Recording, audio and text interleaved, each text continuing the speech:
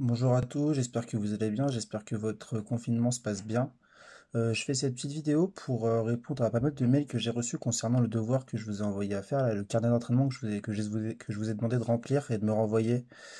Donc l'objectif c'était un petit peu pour vous expliquer comment est-ce qu'il faut le remplir, sachant que je crois qu'il y en a pas mal qui maîtrisent pas forcément le Word, du coup ils sont pas capables de remplir le document sur l'ordi, il y en a qui n'ont pas d'ordi non plus qui savent pas trop comment faire. Donc c'est super simple. Vous avez juste à prendre une petite feuille, un stylo, et puis c'est parti. Je vais vous montrer comment on fait.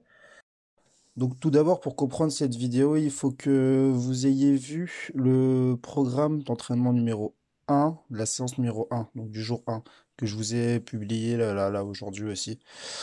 Donc tout d'abord, vous remplissez donc quel jour c'est et pour qu'on puisse savoir quel programme est-ce que vous êtes en train de faire. Ensuite, on n'oublie pas son nom, son prénom. Ensuite, vous écrivez parcours. Ici, parcours, vous verrez qu'il y a plusieurs difficultés de parcours. En général, on essaie d'en faire deux ou trois. Voilà. Donc, vous notez en gros le parcours que vous allez faire. Est-ce que vous faites l'option débutant, confirmé ou expert? Nombre de tours, vous allez voir que en CrossFit, en général, ça va être des circuits qu'on va réaliser avec différents ateliers. Il faudra faire plusieurs tours sur le même circuit. Donc, par exemple, je fais des pompes et puis après, j'enchaîne sur du gainage. Puis après, je finis sur des squats. Et ben, ces trois ateliers-là, je vais devoir les répéter plusieurs fois. Donc, combien de fois est-ce que je fais de tours par rapport à ça? La durée de la séance, bah, vous prenez, vous regardez, bah, par exemple, j'ai commencé à 16h, bah, je finis à, je sais pas, 16h30, donc j'ai fait une demi-heure environ. C'est juste pour que vous ayez une petite idée de combien de temps ça vous prend à chaque fois.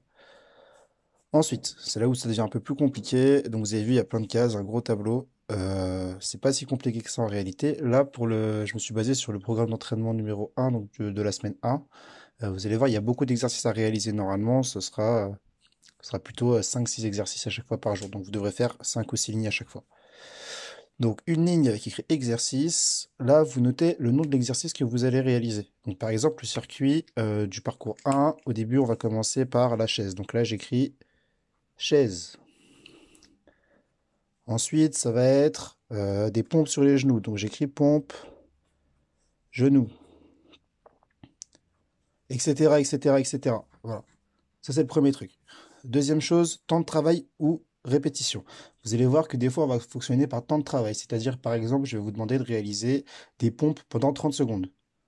Et des fois, on va fonctionner par répétition. Donc ça veut dire que je vais vous demander de réaliser, par exemple, 15 pompes. Donc vous me faites 15 pompes et on s'en fout du temps. Temps de récupération, vous verrez, des fois, il y aura du temps de récupération entre les exercices. Donc par exemple, j'ai fait la chaise. Ensuite, j'ai le droit à, pendant 30 secondes, admettons, pour le parcours numéro un. Et j'ai le droit à 30 secondes de récupération.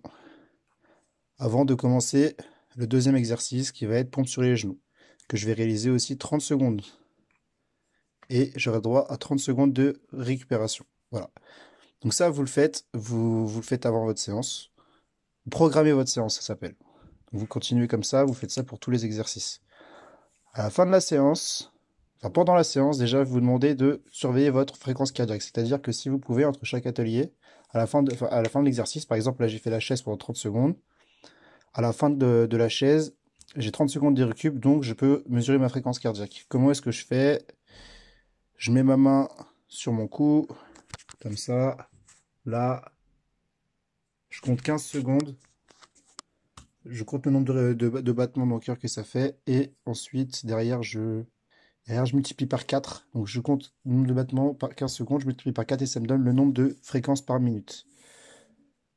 Donc là, je mets, par exemple, là, je suis au repos. Donc, de toute façon, la chaise, ça ne changera pas. Je suis à peu près à 70 battements par minute. Voilà. Ça, c'est pendant.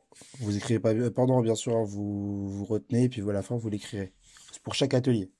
Et enfin, les sensations. Donc, les sensations, elles peuvent aller de 1 à 5. On va être 4, de 1 à 4. Donc en gros, 1 c'était trop facile, 2 c'était facile, 3 c'était difficile mais ça passe, 4 j'étais complètement à bout de souffle. Et donc ça c'est pareil, de 1 à 4 vous avez trouvé que l'atelier il était à combien? Par exemple à 3. Vous me faites ça pour tous les ateliers, à chaque fois.